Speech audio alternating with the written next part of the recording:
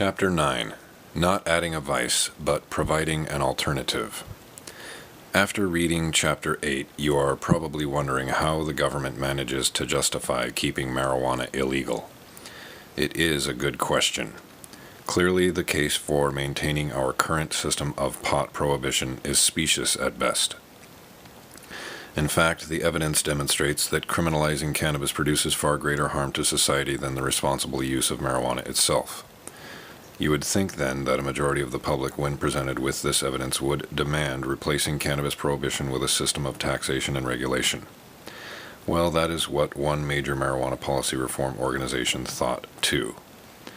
In 2002 and again in 2006, the Marijuana Policy Project set out to prove that the arguments we presented in Chapter 8 could convince an electorate to support regulating cannabis in a manner similar to alcohol. They launched their campaign in Nevada, home of legal gambling and legal prostitution. To twist the famous phrase about New York City, MPP apparently assumed if you can't make marijuana legal here, you probably can't make it legal anywhere.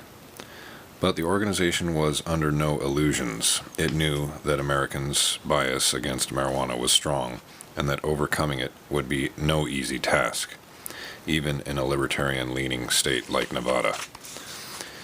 In order to fully appreciate the Marijuana Policy Project's campaigns in Nevada, you need to know a bit about MPP. Put aside any preconceived notions you might have about long-haired hippies marching in the streets. The Marijuana Policy Project fits no such stereotype.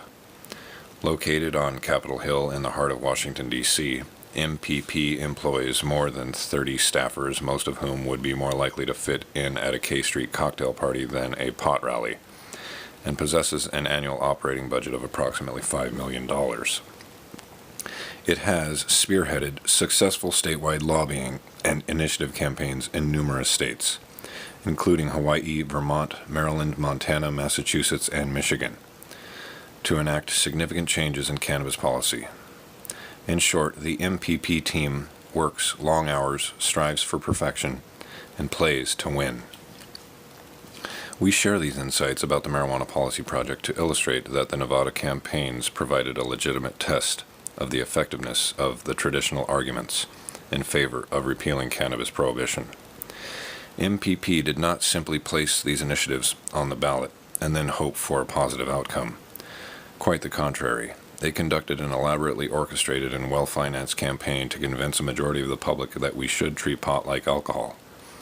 According to the media and campaign finance reports filed with the state, MPP spent approximately $1,800,000 in 2002 and about $2,800,000 in 2006.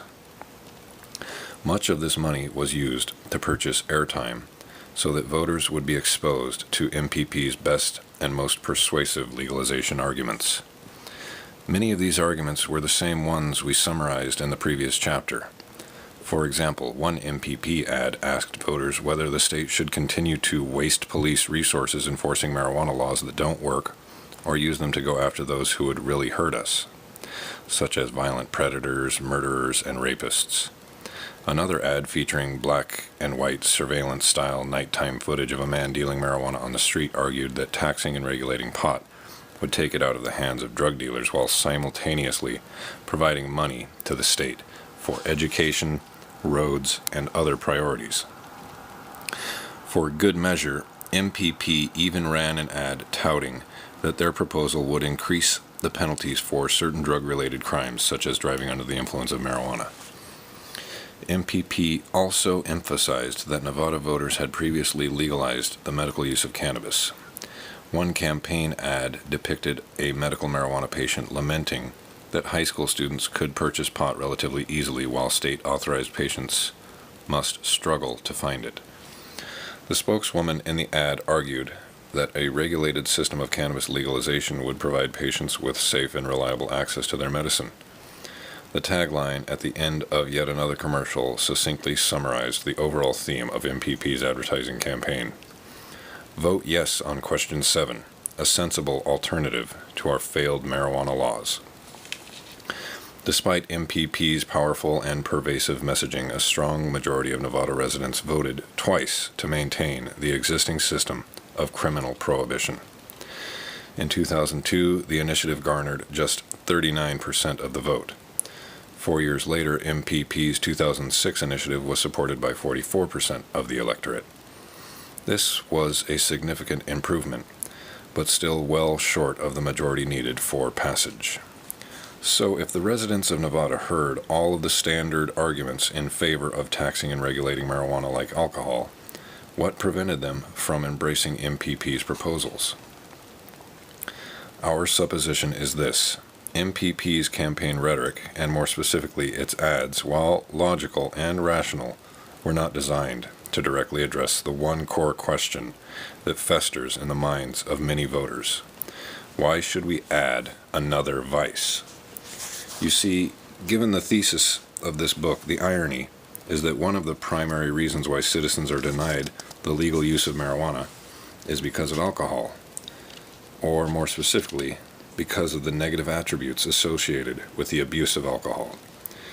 The American people are all too familiar with the range of alcohol-related problems described in Chapter 7, from healthcare expenditures to lost productivity to reckless and violent behavior. While they are not clamoring for a return to alcohol prohibition, and for the most part consider alcohol a fun recreational substance when used in moderation, they recognize that alcohol use does not come without significant costs. So logically, or at least it appears logical on the surface, people ask, if alcohol causes so much damage to society, why should we encourage the use of another intoxicating substance? It is our contention that this single concern often outweighs all of the sound and rational arguments presented in Chapter 8.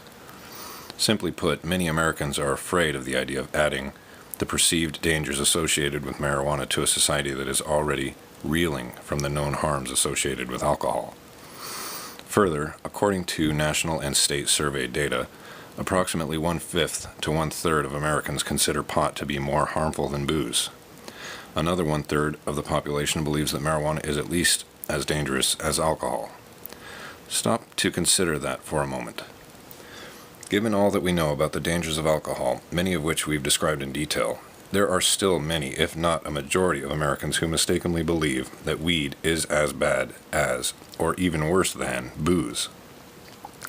So is it really surprising that the public's support for marijuana legalization remains mired below 50% nationally? Faced with this current reality, marijuana legalization advocates have two options. The first option is to demonstrate, in a far more powerful and convincing manner than they have so far, that the harms associated with the criminal prohibition of marijuana far outweigh the harms of marijuana itself.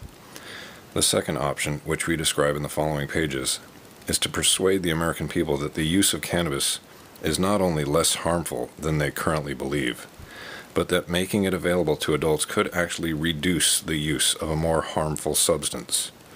To accomplish either one of these goals, but especially the latter, it is necessary to juxtapose the harms of marijuana against the harms of alcohol.